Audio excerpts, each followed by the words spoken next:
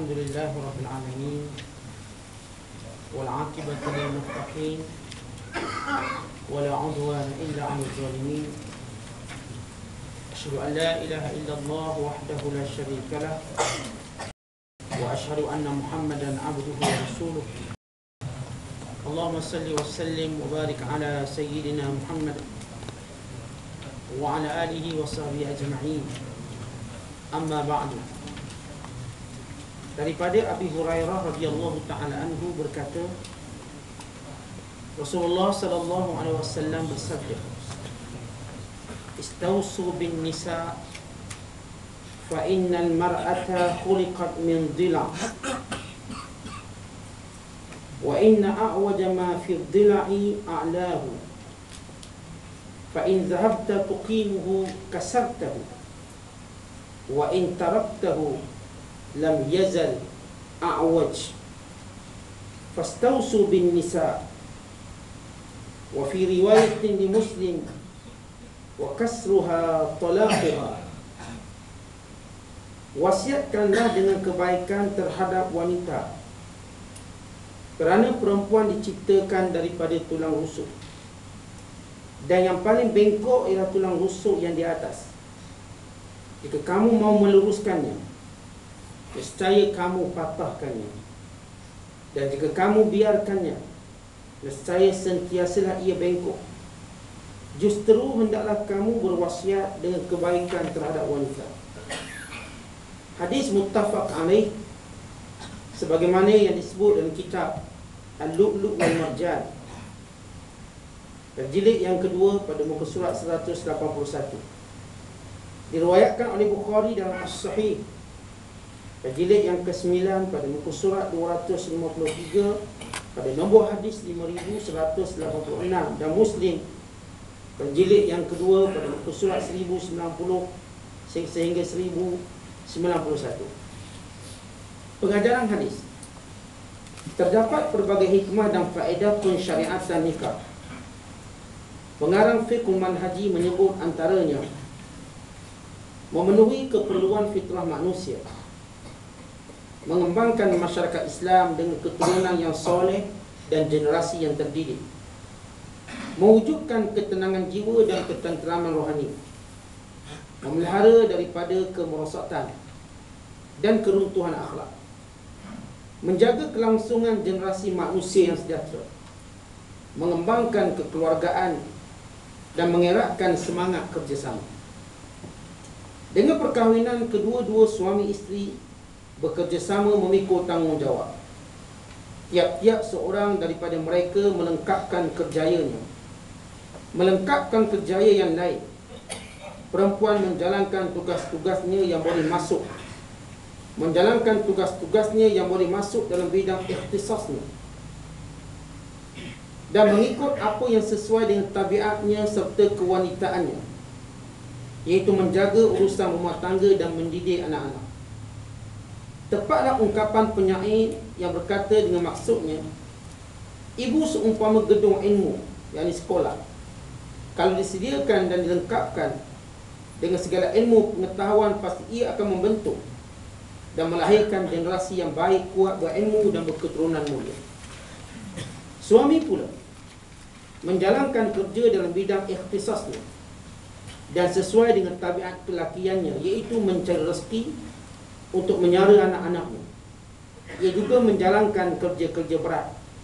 Ia mempertahankan keluarganya daripada dugaan-dugaan hidup, musuh, serta kejadian-kejadian yang boleh menimpa mereka.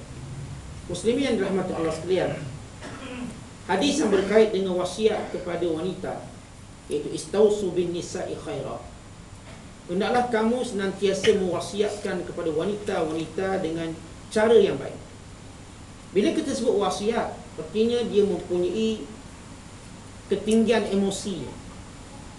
Bila kita sebut wasiat, ia berkait dengan legasi yang perlu dipertahankan. Ia bukan sekadar pemberitahuan, pengkhabaran, tapi ia wasiat. Bila kita sebut wasiat, berarti kita kena sabar menunggu tempoh dan masa. Saya mewasiatkan benda ni, perkara ni untuk sekian-sekian misalnya, artinya kita kena tunggu masa. Jangan mengharapkan cepat. Sebab kalau cepat kita tak panggil wasiat, kita panggil hibah, terus beri. Tetapi bila kita sebut wasiat, artinya kita kena sabar menunggu. Kalau kita yang menerima wasiat, berarti kita kena tunggu musi pemberi wasiat itu mati, barulah berpindah pada hak kita. Nabi SAW memberi ibarat ini supaya kita memberi wasiat kepada wanita. Artinya kita bersabar, kita tak tunggu dia, atau kita tidak mengharapkan dia berubah dengan sekelip mata. Kerana sifat-sifat wanita yang bengkok. Nabi SAW menjelaskan asas ciptaannya sendiri daripada dhila'. Dhila' ialah tulang rusuk. Dan tulang rusuk bukan sekadar, tulang rusuk kita banyak. Tapi Nabi SAW merujuk pada tulang rusuk paling atas kan? Paling atas pasti dia paling bengkok. Kan dia yang pertama. Artinya bila kita mendidik keluarga kita, yang pertama kita perlu mengadap ialah isteri kita sebelum anak-anak kita. Yang pertama, kalau lurus isteri kita, maka anak-anaknya lurus. Kalau isteri kita bengkok, maka anak-anak kita juga bengkok. Isteri kita, kalau kita beri dia ilmu, kita beri dia ketakwaan, kita beri dia sifat-sifat baik, maka anak-anak kita akan menuruti ibu-ibu. Kalau kita membiarkan isteri kita biar, maka anak kita juga akan terbiar. Kerana itu penjagaan isteri cukup penting. Bahkan kita lihat Nabi SAW bagaimana dengan para isterinya, senantiasa bersabar. Bahkan senantiasa menekankan supaya lelaki-lelaki bersifat adil kepada wanita. Sehingga Nabi menyatakan an-nisa syaqaiqur rijal. Wanita itu kembar bagi lelaki. Bahkan kita lihat dalam Al-Quran, ibarat Al-Quran, lelaki dan perempuan apa bezanya? Tidak ada beza. Risalah alamiah Allah Ta'ala sebut, yang kesempurnaan risalah ini pada lelaki dan perempuan dengan firman-Nya, ya ayyuhan nas inna khalaqnakum min dzakarin wa unsa. Wahai manusia, kami yang jadikan kamu daripada lelaki dan perempuan. Maknanya kamu tak boleh tengok perempuan sebelah mata, kerana kami yang jadikan kamu lelaki dan perempuan. Dia penciptaan yang sama. Allah Ta'ala menyatakan, wa man ya'mal minas salihati min dzakarin aw unsa wa huwa mu'min fa ulaika yadkhuluna al-jannah wa la yuzlamuna naqira. Sesiapa sahaja yang beramal dengan amalan yang soleh, baik lelaki atau perempuan, baik lelaki atau perempuan, maka merekalah yang akan masuk syurga dan mereka tidak akan dizalimi oleh sedikit pun. Bukan banyak ayat-ayat yang menunjukkan bagaimana wanita dan lelaki sebenarnya sama. Allah Ta'ala berfirman, antum libasul lakum, hunna libasul lakum wa antum libasul lahun. Bahawa mereka wanita-wanita ini menjadi pakaian kamu dan kamu jadi pakaian wanita. Sama-sama memakai. Kan itu saudara-saudara semua, kita kena faham apa tanggungjawab suami kepada isteri. Para ulama menyatakan bila kait dengan perempuan berwasiat dengan baik, perempuan di sini maknanya wanita isteri. Isteri kita khusus ni. Kerana ia penting. Maka bila Allah Ta'ala sebut wa'ashiruhunna bil ma'ruf, maka hendaklah kamu menggauli wanita-wanita itu dengan baik. Apa maksud baik? Kita nak bergaul dengan wanita-wanita ini dengan cara baik. Seorang ulama kontemporari terkenal, Syekh Profesor Muhammad Uqlah, dalam buku beliau Nizamul Usrah, berjilid yang kedua, beliau menjelaskan tentang definisi wa'ashiruhunna bil ma'ruf. Yang pertama ialah at-tajawuz. Maknanya baik suami atau isteri saling bermaaf-maafan antara satu sama lain. Kerana kita suami tahu isteri kita bukanlah perfect. Isteri kita juga tahu kita juga bukan manusia yang sempurna. Maka atas asas perkara ini, kita patut saling memaafkan. Isteri kita mungkin buat salah, maka kita maafkan. Dan kita sendiri buat salah, kita ajar isteri kita belajar maafkan saya. Tetapi saudara, ia bermula daripada kita. Kalau kita belajar, riyadhah, berusaha, berlatih memaafkan isteri-isteri kita, maka isteri kita juga akan memaafkan kita. Itu yang pertama yang disebut sebagai muasyarah bil ma'ruf, bergaul dengan baik. Yang kedua, saudara-saudara semua, ialah kita jangan, atau kita meletakkan keutamaan pada isteri kita. Meletakkan keutamaan. Jangan depan isteri cerita perempuan lain cantik, cuba perempuan lain. Jangan depan isteri kita, awak cuba tengok perempuan lain, pandai masak, tengok perempuan lain, tengok perempuan lain, duk suruh tengok perempuan lain. Isteri kita gini lah abang kahwin perempuan tu. Semua elok perempuan tu, saya semua tak elok. Dan sama juga isteri. Jangan memuji lelaki lain di hadapan suami. Jangan kata, abang cuba tengok suami orang sebelah tu, bagus ni dia, cuba tengok lelaki sebelah, cuba tengok lelaki sebelah.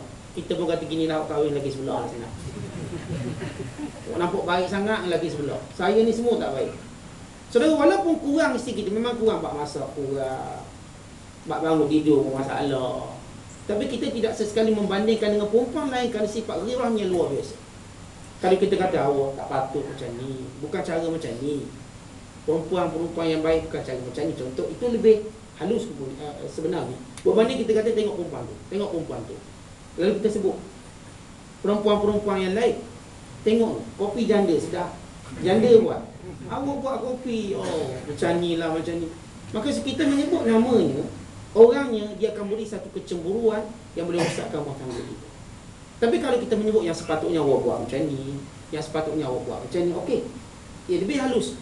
Ini perlu kepada ihtimam. Dan saudara-saudara semua, bagi suami dan isteri disebut muasyarah bil ma'ruf ila kullu ihtiram, menghormati. Suami kena belajar hormat isteri. Isteri kena belajar untuk hormat suami. So banyak cara kita menghormati. Seperti kita memberi salam, itu cara kita menghormati. Kita menghormatinya seperti kita menghargai apa sahaja yang dia lakukan kepada kita. Menghormati. Mendengar pandangannya, itu makna kita menghormati. Jangan saya je bercakap, awak jangan bercakap. Dia bercakap, okey, kita ihtiram. Dan kita bercakap, dia juga ihtiram. So saling menghormati, tabadul ihtiram, bertukar-tukar penghormatan. Ia menjadikan rumah tangga ini mulia. Kerana itu Nabi SAW amat memuliakan para isteri. Mendengar pandangan isteri. Ceritanya bukan sikit, banyak. Nabi mendengar pandangan Ummu Salamah dalam urusan haji. Nabi menerima pandangan-pandangan isteri-isteri yang lain dan banyak urusan kehidupan rumah tangga atau sebagainya. Nabi dengar. Dan Nabi senantiasa meletakkan dirinya pada tempat yang mulia di sisi isteri-isterinya. Dan demikian juga isterinya, dia letakkan pada tempat yang mulia.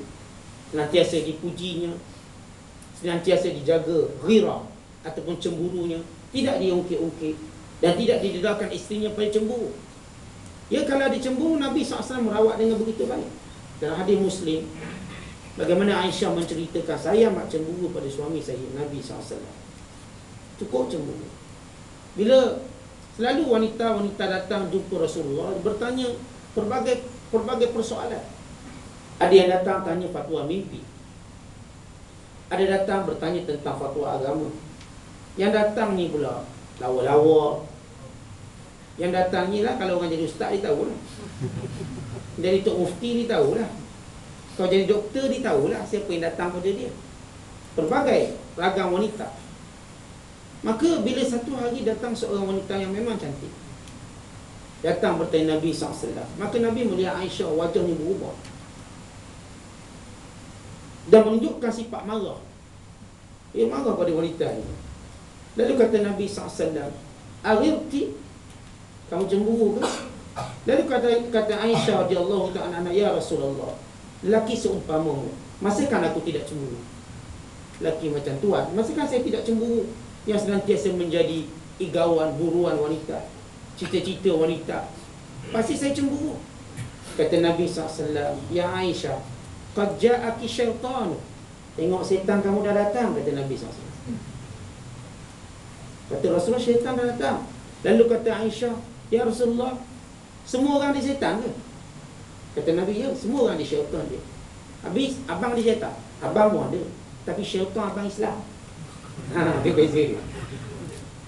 Anda kontrol. Syaitan apa betul ada? Kata Nabi SAW, "Aku pun ada syaitan, tapi syaitan aku Allah bantu aku mengatasinya sehingga dia Islam." Dan ini kebanyakan ulama melihat pada khususiat Nabi SAW.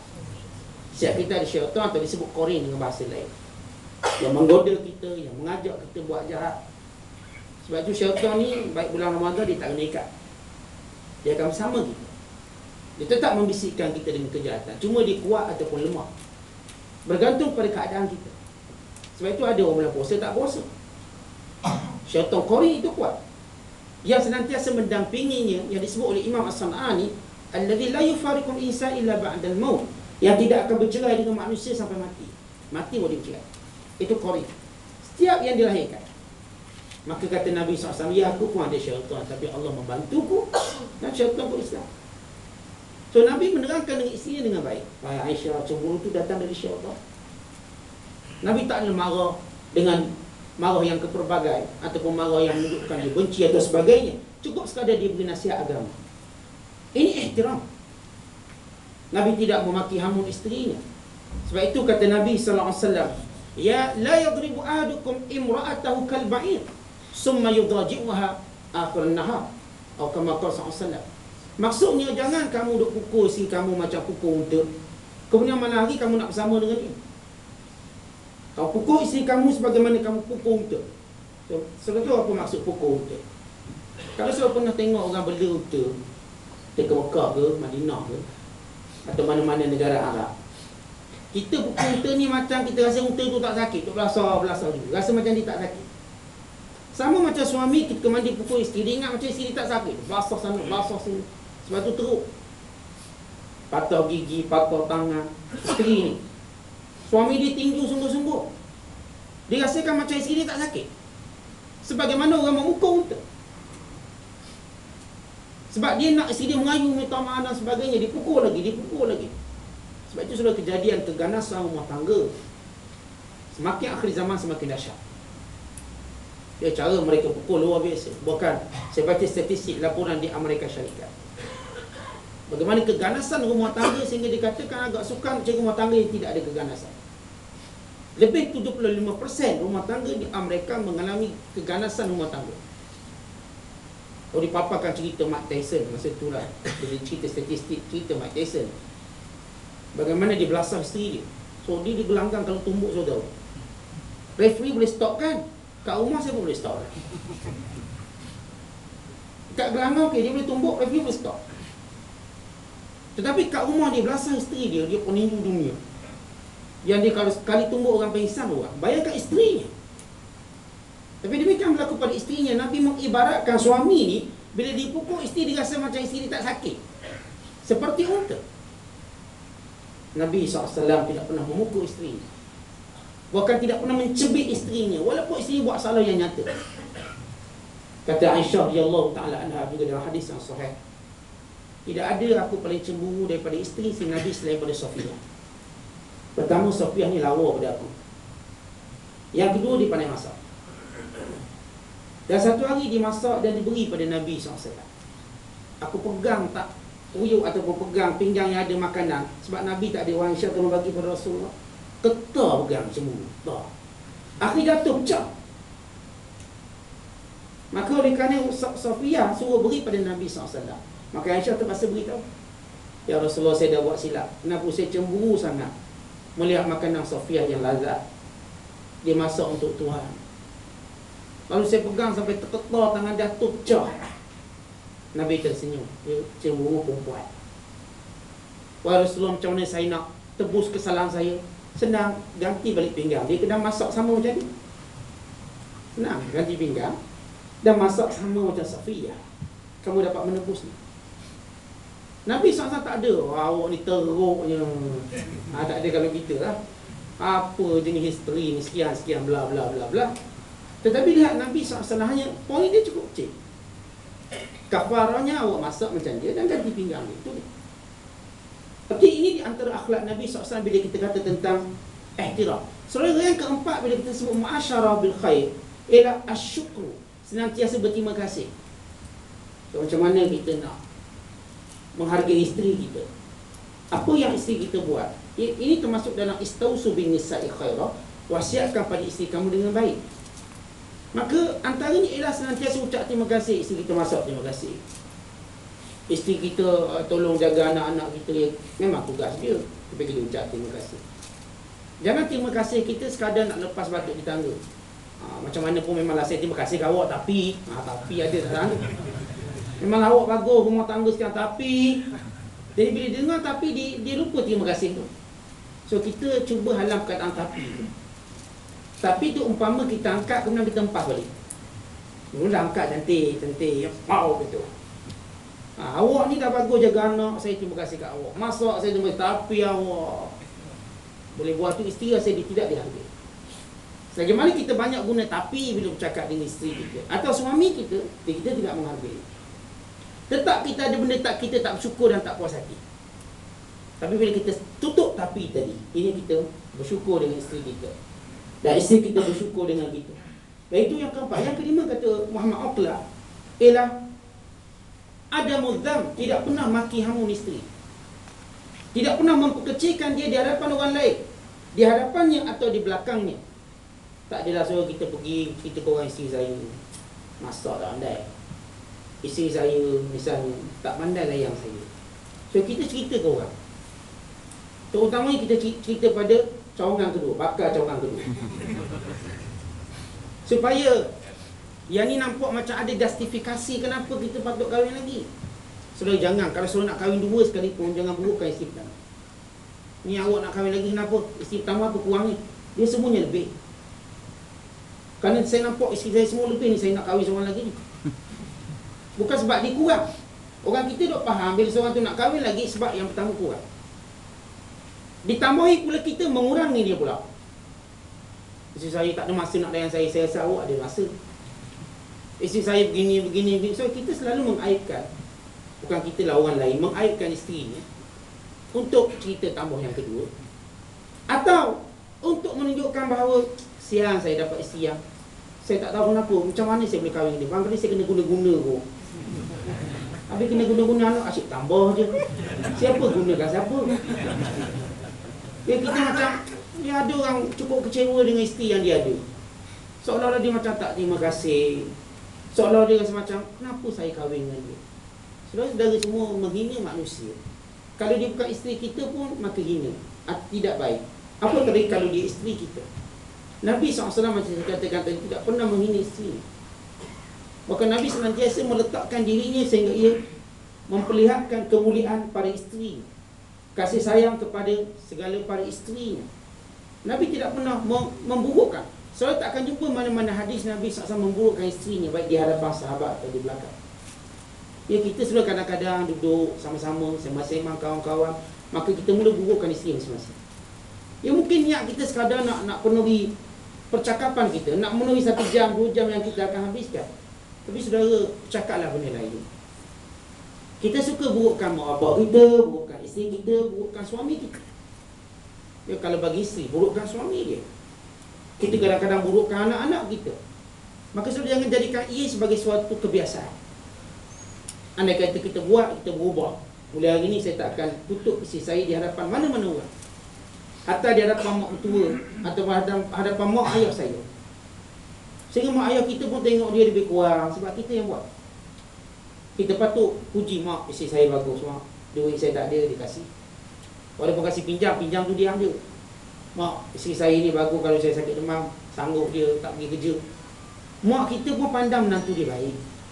Tidak mak kita kata apa, itulah dulu aku dah suruh kahwin orang lain, yang kahwin dia siapa suruh. Akhirnya kita yang kena. Dan akhirnya mak bapak menjadi batu api untuk menceraikan kedua-duanya. Ia banyak berlaku dalam masyarakat kita.